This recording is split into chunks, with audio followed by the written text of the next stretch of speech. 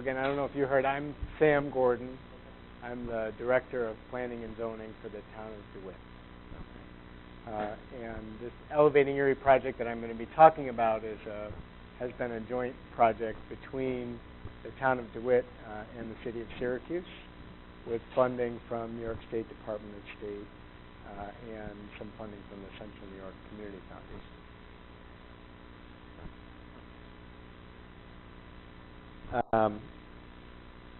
So there's been a basic kind of theory or premise behind this project.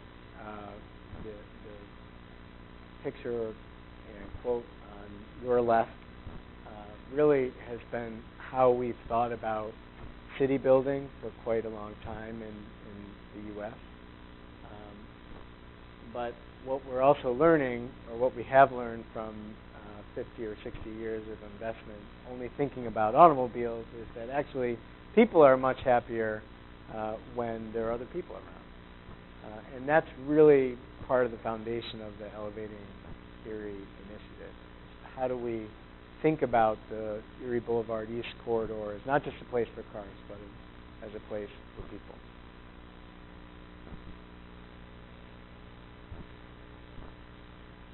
So you may or may not be aware that Erie Boulevard itself historically was the Erie Canal. As it ran through the Central New York community, it came from what is now Old Erie Canal, the Old Erie Canal Historic Park, State Historic Park, which ends over by Town Hall, went under what is now, or across what is now the 481 corridor, and then followed Towpath Road to what's now Erie Boulevard East, and in through and to the other side of downtown Syracuse. So this is what the Erie Canal looks like as it runs through Syracuse today. I think you're all familiar with it. You drove on it to get yourselves here. And it's not really a pleasant place. I don't think if you looked at this picture, it's not the kind of place that you want to spend a whole lot of time in. Maybe once you get to Natur-Tyme, you can spend some time indoors, but you probably want to get here as fast as possible, because what you're driving through is a less than desirable place. That place that is not a unique condition to Syracuse. There are boulevards all across the United States, and I would say in North America and Canada as well, that have the same sort of, you might say, soulless kind of car-centric development pattern. So it's not really just a Syracuse problem. It's kind of an everywhere problem that we're trying to deal with, especially people like myself who are in the planning community. We're dealing with issues like this across the country.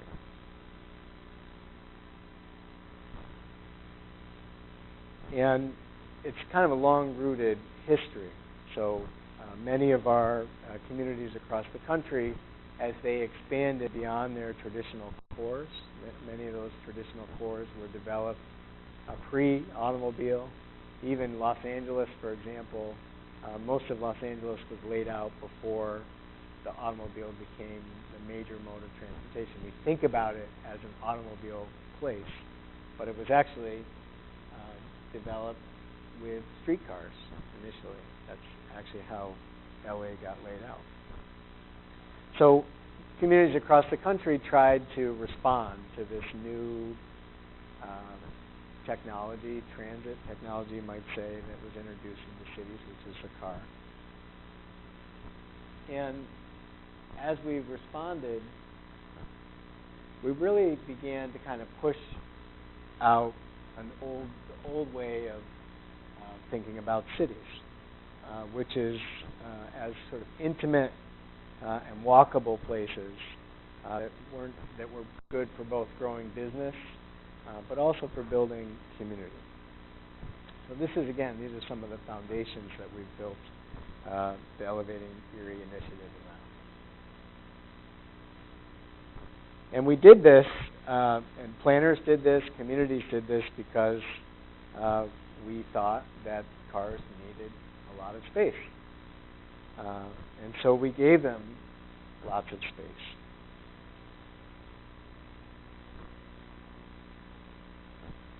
And that space had to come from somewhere. And in most cases, it came from what we would now call greenfield areas, areas that weren't previously developed, where you turn probably farm fields into strip shopping centers and Walmarts and Friendlies and the like. And really, in that process, we ended up with cities that are have less intrinsic value. You don't look at these places and think of that as a beautiful place that you wouldn't probably want to live next to that Friendlies parking lot, for example. And the other thing that happened is we lost habitat, the habitats that were in these places when those parking lots were paved and buildings were built through the urbanization process. So there were a lot of changes happening as we began to expand outside of our traditional urban cores.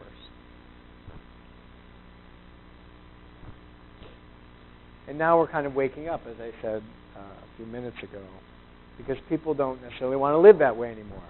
They don't. We've decided that that's not the most desirable place or way to organize our lives, and that cities and towns and villages should be places that are about people and that have their own intrinsic value.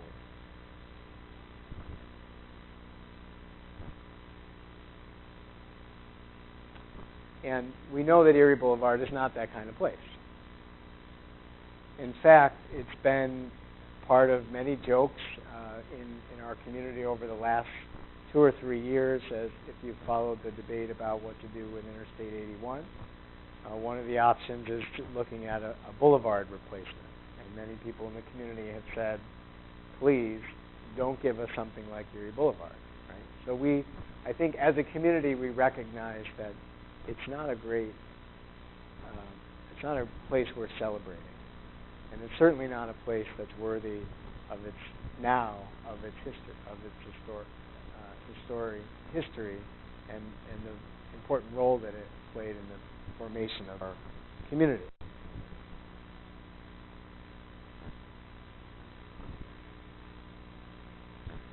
But really, as bad as it is, we weren't talking about it being anything different. Right? So there was a conversation going on in the community about what to do with 81. Lots of energy in our region around revitalizing downtown Syracuse, for example. The city of Syracuse has invested a lot of money in the Onondaga Creek corridor. The county's working on doing things around Onondaga Lake. There's a lot of momentum in those places, but nobody was talking about how do we reconnect to our heritage, which is this canal corridor. Nobody was thinking about that. And we think there's a reason for that, because it's really so bad that it's hard to envision that it might be anything else. So there was a feeling on the town's part, and we reached out to the city, and they sort of agreed with us that this wasn't going to start in a grassroots kind of way. People weren't going to be coming to town hall and asking for something to be done with Erie Boulevard, or to somehow try and harken back to the canal's heritage. So we had to start in a different way. And we thought, we recognized that there kind of had to be a vision, some sort of a vision that might come from the top, so to speak. But oftentimes when visions come from the top, they aren't always that successful. So we were concerned about that, and in part because we didn't want to screw this up, and the feeling was that Erie Boulevard was so bad that it's sort of metaphorically kind of flatlining. And in order to bring it from that point, we felt like there had to be kind of a jolt of positive energy and new ideas for what that corridor might look like. In the 1960s, there was an effort, maybe some of you are familiar with something that was called urban renewal. This is a picture of urban renewal. That was across the country. The federal government made money available to local municipalities to basically tear down whole swaths of cities to sort of start over again. Well, that's almost universally considered a cataclysmic failure. We did get some good things. The Everson Museum was built in an urban renewal site. But if you think about that section of the city of Syracuse, Everson Museum, the On Center's parking garage, the presidential towers, apartment buildings right next to 81, 81 itself, Upstate Medical Center, and Hutchings. That whole entire area was completely level in the 1960s as part of the urban renewal program. And many communities, it took them decades upon decades, and some communities never recovered from that wholesale demolition. But we weren't going to take that approach with Erie Boulevard. We know that there are businesses like Natur-Tyme that have invested considerable amount of money on either side of the corridor. We wanted to think of ways to support the investments that businesses like Natur-Tyme have made. And also, Erie Boulevard is a primary transportation corridor. It's used every day by thousands of people, and it's not something that's going to go away. So the question is, what were we going to do? We knew somehow we needed ideas to sort of come from the top, but in a non-traditional way, and we knew we couldn't just start completely over again. So we had to figure out a way forward. Well, we felt that we needed a kind of defibrillator, which I already sort of said, right, to kind of shock a conversation into life here in the community with a kind of jolt of positivity. What's that? Thank you. Yeah. And we knew that small changes weren't going to cut it, and we had to think big. And we also knew that we needed some serious public support in order to push any initiative forward along this corridor. And we've also learned from the I-81 debate that one of the best ways to kind of divide a community would be to present 2 or 3 options that were designed by transportation engineers, and we probably all could come together and universally hate them, which I think is kind of what's happening in the community now. So we didn't want to go that way. We wanted to start a conversation, and we knew that conversation couldn't start with maybe a traffic study. That wasn't going to cut it. We wanted to get people excited. So that's kind of where Elevating Erie was born out of. So we decided the best way to get people excited was to start to show them lots and lots and lots of different possibilities. So we kind of took this, we organized a competition, and we sort of shocked the discussion into life by having this pre-programmed event. And we wanted people from all over the world to be able to help us to validate the importance of this historic corridor in our region, right? If you think about the Erie Canal, it is one of the most well-known public infrastructure projects in the history of the planet, really, without exaggeration. So we wanted other people to help us to kind of validate that. And we wanted to see some crazy, maybe innovative ideas, creative solutions that could help to, again, ignite a community conversation and get people's minds turning about what might be possible in the corridor. Some things that could happen, and some things like this that probably will never happen. But it's about starting to stir people's imaginations. So in order to do this, we needed 2 things. We kind of needed a backbone, something to structure a competition around, and we also needed some kind of evocative twist. So in Syracuse, or in DeWitt and Syracuse, that backbone is really something that's called the Erie Canalway Trail.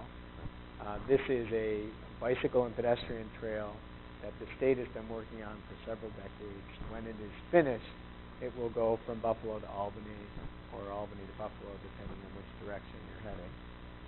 And it'll be the longest continuous bicycle and pedestrian trail in North America. So it's kind of a big deal.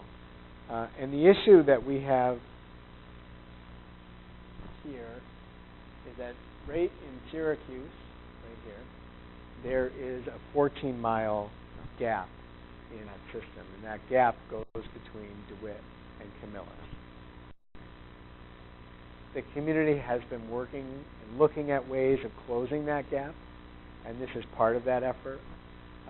Ultimately, the county's Loop the Lake Trail, the city's Onondaga Creek Walk, investments that the city has made on Water Street in downtown Syracuse, this project, and some of the improvements that they're making around the fairgrounds over the next year or two.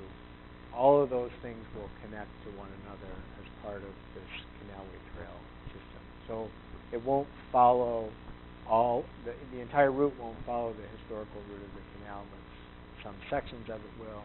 And you're probably aware that even the Inner Harbor area in Syracuse, that was part of the New York State Barge Canal system. So it's all related. So that's part of the sort of big plan. But we have this 14-mile gap here. There are other gaps in the system over closer to Rochester and back towards Albany. Ours is not the longest gap, but it is far and away the most difficult gap to close because it's the most urbanized portion of the canal corridor. And that's because the Erie Canal ran right through Syracuse and DeWitt.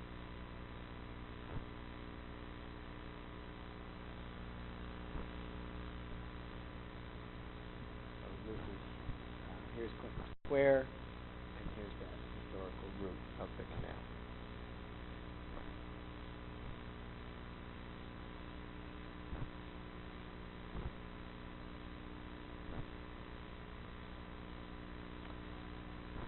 So we really saw an opportunity. One, sort of recognizing the historical nature of this corridor and the fact that we are in 2017. 2017 begins the bicentennial celebration of the canal itself.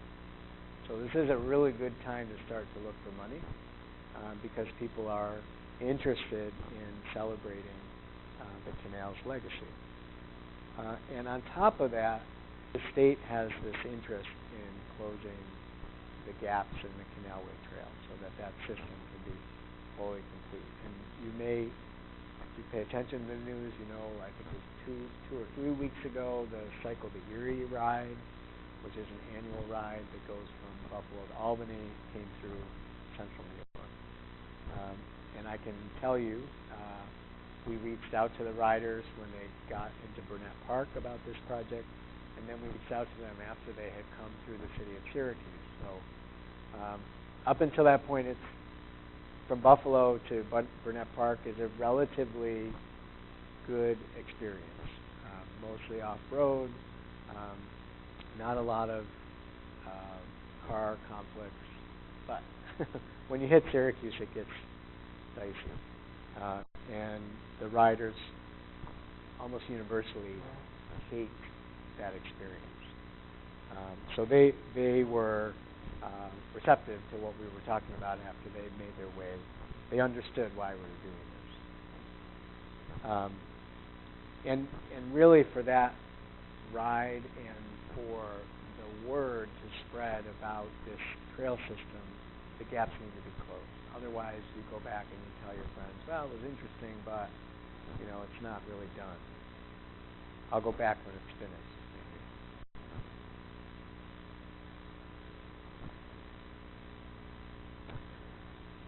So we needed some sort of, as I said before, evocative call to action with this backbone. And we did that. We wanted to come up with sort of a common, have designers address a common issue, but we wanted them to connect with this issue from around the globe. And so as I was talking about before, as cars kind of became a vehicle for suburbanization, the destruction of habitat, and really changing the nature of our cities.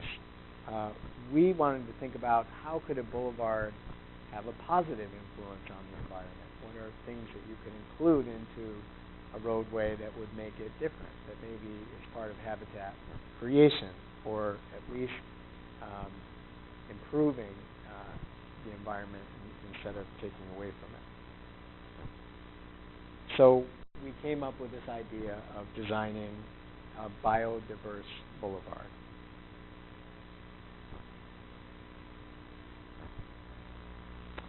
We didn't want fully formed proposals at this point. We wanted to help or start to generate a vision for what this corridor could be. This wasn't about deciding what it will be, but thinking about what it could be. So we're really at the beginning of a process. So this wasn't about getting sort of hyper-realistic proposals, but rather starting to get some creative thought, see design proposals that maybe couldn't be built tomorrow, but start to move our minds about what could be done over time. And we asked respondents to come to address several different areas. So we wanted them to come up with designs that would help to stimulate a healthy urban corridor. So that may be thinking about some changes in land use, what we planners would call land use patterns along this corridor. Both in DeWitt and in the city of Syracuse, there are residential neighborhoods that abut the commercial district. So are there things that we can do to better connect to those residential neighborhoods? Can we foster different kinds of land use along this corridor? Could we see, we call mixed use development? Maybe someday this is an area where we might have condominiums or apartments or something else. If it becomes again a walkable urban place. We wanted them to look at opportunities for enhancing biodiversity and creating habitat along the corridor, and we provided a variety of different ways for them to start to think about that. We wanted them to think about establishing recreational opportunities along the corridor.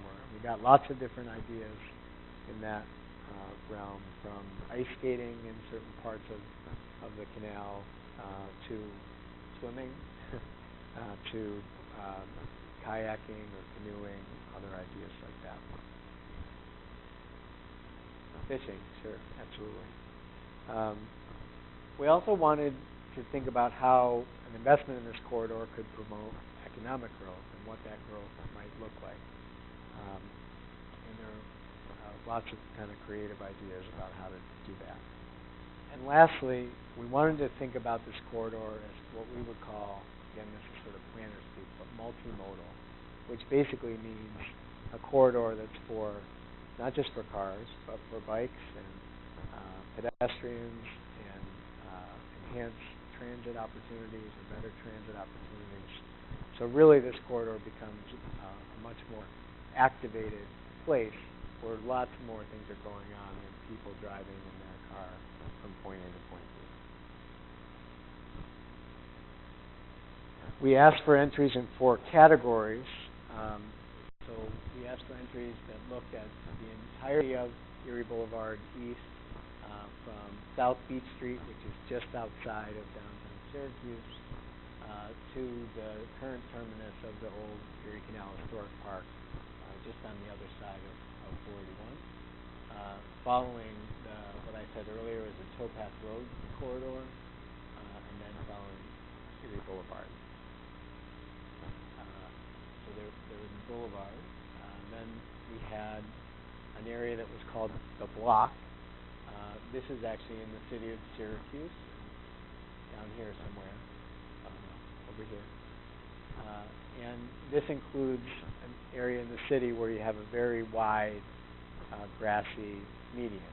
So in some cases over 80 feet wide. So that might be an area where you could put a trail down the middle. We also had a competition site that was called the Branch site. This is where Towpath Road, this is Towpath Road, and this is Erie Boulevard East. is Bridge Street. And this, I know this as the Country Club, right? Some people, Uncle Sam's, I've heard it called, and there's some other names for it. Right now, the abandoned building on Erie Boulevard. And then this here, which actually comes way over here, that is a remnant of the Erie Canal. The canal actually turned, from right here, that's where that water body is, and the canal turned there where it went on to Erie Boulevard. So we asked, what's that? The actual wide waters that is way over here, which is actually the beginning of it is right here. This was a smaller wide waters, which is where they turned the boats around. And then the last site we had the competition focused on was what we call the bridge site, which is where you would go over 481 and somehow connect from the current terminus of the canal over to Towpath Road.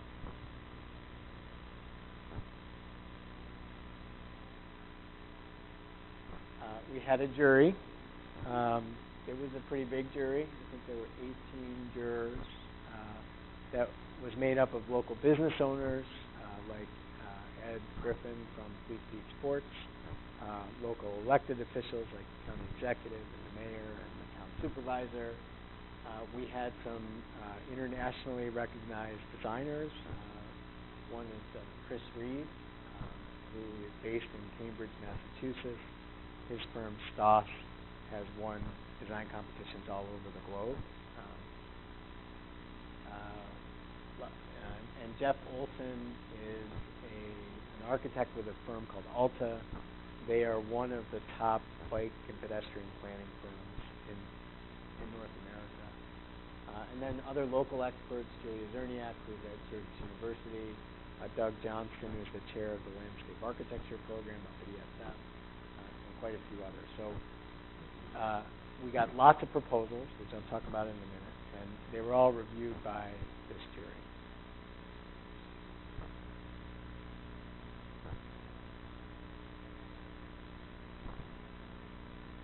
We didn't just want to have a competition either.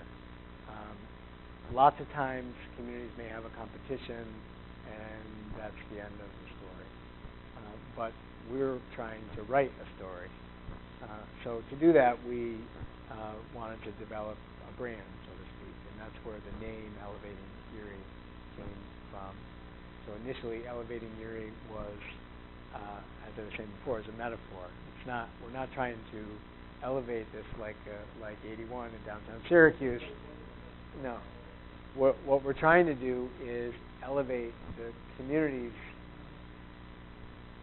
perspective on this corridor, right? Sort of raise expectations of what this corridor could be. So we came up with a brand, and we've been talking throughout the community about what we're trying to do, and we'll continue to use this brand as we progress.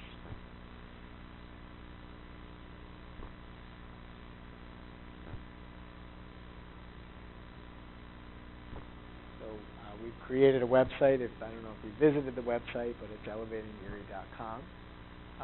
And there's a lot of stuff on the website. We have started a web blog. We've had some of the competition entrants have written onto the blog. Some of our jurors have contributed. Some of the different design professionals from the community. Ed Griffin from Fleet Feet has written something. So we're continuing to have a discussion through the website about what is happening.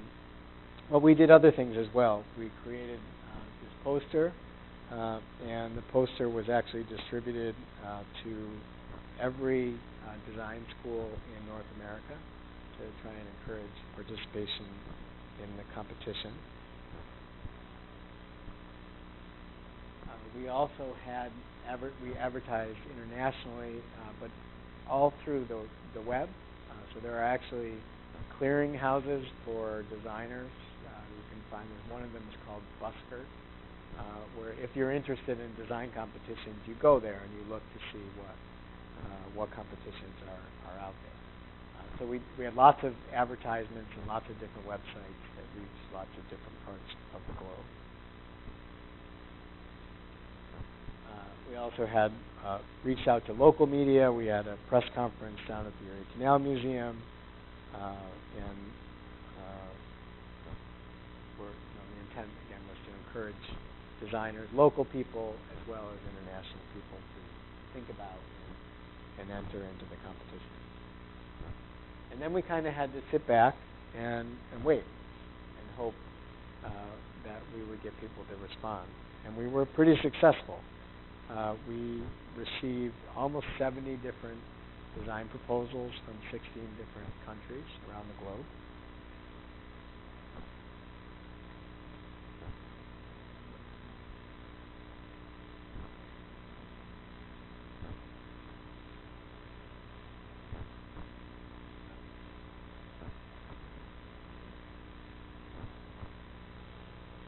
And I'm going to talk through some of the ideas that we received. So I mentioned there were 4 different categories that we received entries for. And this is actually the winner of that boulevard category, which is looking at the whole entire length. So it's kind of a new language. This is one of the teams, B percentage. So these are creative designer types, and they had also creative names. This team actually was made up of members from all over the country. There was some in New York City, some in Seattle, some in D.C. I think there were some in Portland and San Francisco. And their proposal was for looking at how do you transform Erie Boulevard from a car-centric place into more of an eco-friendly, pedestrian-centered boulevard that did things like provide new habitat areas in the middle, in the central median, provided new recreational space, new transit investments, special bus stops that could be implemented along the corridor. And they also came up with some ways. There's a central gathering space here. I have another image of this, but that starts to bring water back into that central median space, activate it as a gathering space. So they set goals of restoring the historical identity of the corridor, enhancing ecological function, creating some leisure space, and also improving pedestrian and biking along the corridor. And actually, they have these yellow lines are bike lanes that they've implemented. Yes. The same team was also the winner for the block area. So again, this is B percentage. And you see some more images. This is that central space I was talking about with the water feature, gathering place, a highly activated central median with lots of different camping strategies, this public gathering space in the middle. They even had like ping pong tables outside, lots of different creative ideas for how to program that central space. They also proposed removing, so right now there are 6 lanes, 3 lanes in either direction. They propose removing a lane of traffic from each direction so you could widen the median, creating playground areas, public plaza. Part of this area is actually a community garden, and this feature was meant to sort of harken back to, again, the history of water and its association with this corridor. I should say that even though these are winners, they're winners of the jury competition, it doesn't mean that we're going to build these. Again, this is all about generating ideas. In order to get people to submit, we had to tell them that they could get an award. But that doesn't mean that we have to use every of the winning ideas. This is the next proposal. Actually, the team name is the same as the proposal, Erie Knott Park. And this is that wide waters area that I mentioned earlier. So here's the wide waters. And they proposed having this sort of elevated structure that would connect to the trail system and have basically a museum built inside of it that would talk about the history of not just of the canal itself, but the ecology of this area and other interesting information. This is probably an idea that will never happen, but what's important about this is thinking about that canal remnant as a gathering place, right? And that's where the town is moving with this space. We want to see it cleaned up and reconnect to it. And we think if we do that, that the development community will respond. They usually like to build things by water. And this is really kind of a diamond in the rough. If you went over there today, it's nasty. It's covered in green algae and shopping carts, and you can barely see it from Erie Boulevard. But it's an area that has a lot of potential. And this last proposal is from a group called Object Territories. This is the bridge site, and their proposal was really an anti-bridge. So we received many proposals for how to bridge over the top of 481. Their proposal was thinking about going underneath 481. And to me, what's compelling or interesting about this idea is if we were to be able to do that, you could actually reconnect the historic waterway, right? Which a bridge by any other means you wouldn't be able to make that connection. It presents lots of design challenges. There's the noise of going underneath the highway. There's stormwater runoff coming from the highway and its impact on any water body that might be underneath. But it was a compelling idea, and the only one that really thought about the design challenge in this way.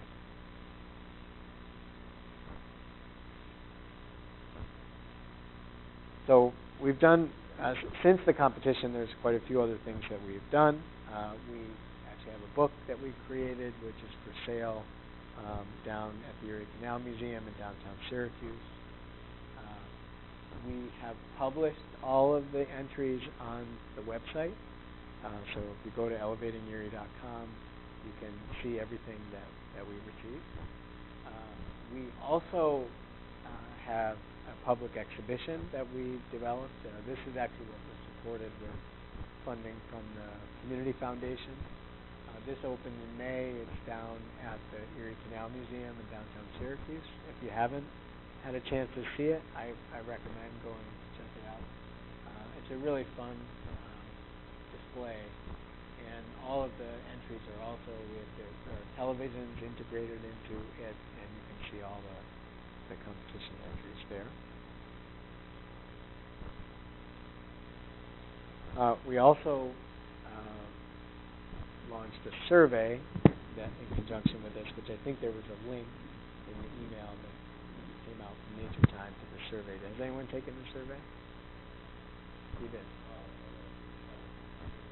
Okay, yeah. So the survey closes on August 3rd. So that's 2 days from now. So I would encourage you, if you haven't, you can go home and hop on the computer, go to elevatingerie.com, and click the button to take the survey. It takes 10, 15 minutes to go through. But the idea behind the survey was we wanted to create a community conversation. So now we're asking people, what do you think? What are your ideas? What do you think the priorities for this corridor should be? And we also have curated some of the design idea entries that we received and are asking for feedback on those entries in particular.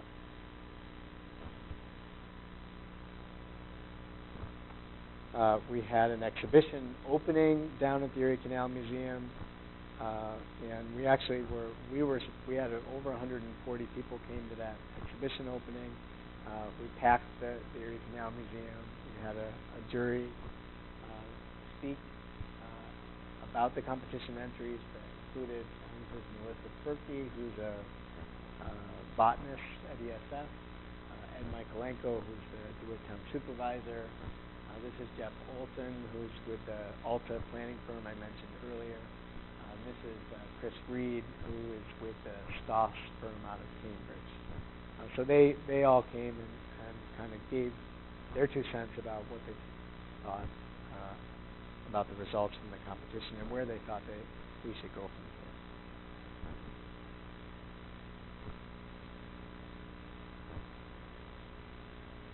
We've done some other fun things. We had billboards on Erie Boulevard that encouraged people to go to the exhibition, also to participate in the survey. There are no billboards in DeWitt because we don't allow them, but we found ones in the city of Syracuse to use.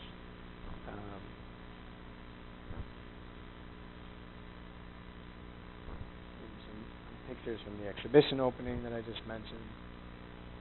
We also spent quite a bit of time working with the local media to get them to understand what we were doing. We met with the Syracuse editorial board, and they actually printed an endorsement of this project and encouraged people to participate in the survey itself. And we know that we spend a lot of time doing this because we know the media around here can be very fickle. And often there's a lot of negativity around public infrastructure investments. We really wanted them to understand what we were trying to do, and I think we got our message across. And they've been supportive of this process as we move forward. I was on the Bridge Street show with my colleague at the City of Syracuse, and we got a huge bump on the website after we were on that show. I thought, how many people watch Bridge Street? Apparently a lot of people watch Bridge Street. Okay, so since May, we've really been focused on getting people to take our survey.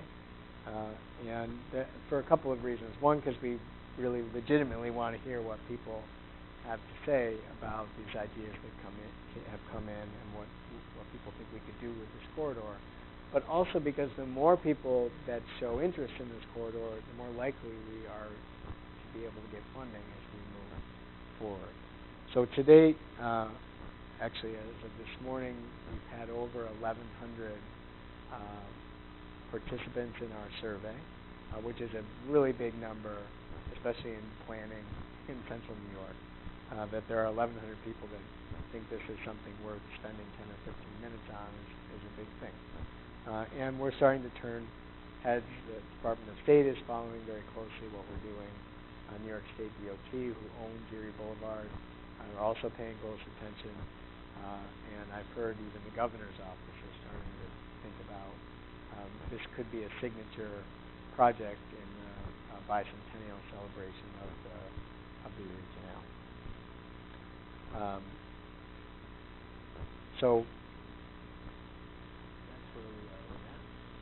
And so, kind of, you may be thinking, what happens next? Well, we were hoping that this would foster and begin a community conversation. I have had many residents of not just the town of DeWitt, but also the city of Syracuse that have started to call and ask how they can get involved. We've had local businesses like Natur-Tyme and the other property owners along Erie Boulevard corridor have come and said that they're not happy with the conditions on Erie Boulevard now. Weeds growing out of the asphalt median is just one example of how bad it is. And so they're wanting to know what they can do to support us. I also heard that Senator DeFrancisco, Assemblyman Magdarelli, and Assemblyman Sturpey all went together to the Erie Canal Museum to look at the exhibition. So that's the kind of thing we wanted to happen, and I think we're really pleased with what's the level of interest that we've received. We've also done some fun things. I don't know if this will work or not. Let's try it.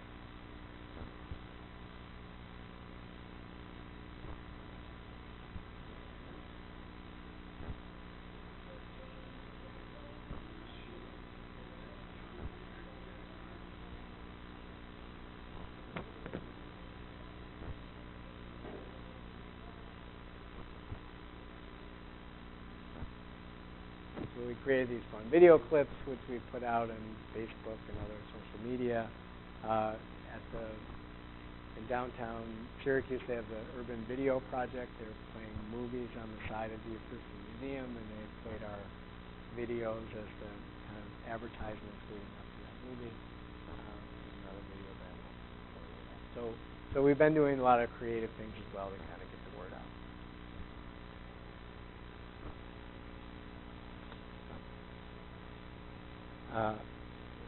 The next steps for us, as I said, the survey tool that is open till August 3rd, so just a couple more days to participate. When that closes, the company that we've been working with will summarize all the data that we've received, all the rankings of different priorities, rankings of different ideas, provide us with a report by the end of August. And then we are actually going to be hiring that firm I mentioned earlier, Alta, to take a look at trying to create a connection between Erie Boulevard East and Towpath Road. That's really there's no connection between those two now. So we'll be looking at that early this fall and actually coming back out to the community with some ideas on how to do that, get additional feedback, and also be talking with New York State DOT about how we work with them to make that connection. The city of Syracuse and the town of DeWitt have two separate sources of funding from the Department of State. Ours is through what's called the Local Waterfront Program, and the city's is through the state's Brownfield Opportunity Program. The city is also going to be going through a design process to take the results from the ideas competition and start to look at what can you actually do. And they're going to be going out to bid to select a firm to help them to go through that process this fall. I mentioned at the very beginning that I was busy writing a grant last week. The grant application was through this local waterfront program to get funding to develop a more detailed design for the Towpath Road corridor, which is a town-owned facility. And once we have a design, we can get money from the state to start to build it. So those are really some of the next steps for this project. We were fortunate enough to have money left over to start thinking about step 2. And really this presentation is the last presentation we have as part of this opening phase and ideas generation and reaching out and getting feedback from people like yourselves. So if you have any questions, I'm happy to answer them. I do have some stickers that I can leave you with. These actually have the website on them. You can keep one, pass those around, or take a couple, pass them to your friends. Do you have any questions? Yes. Yep.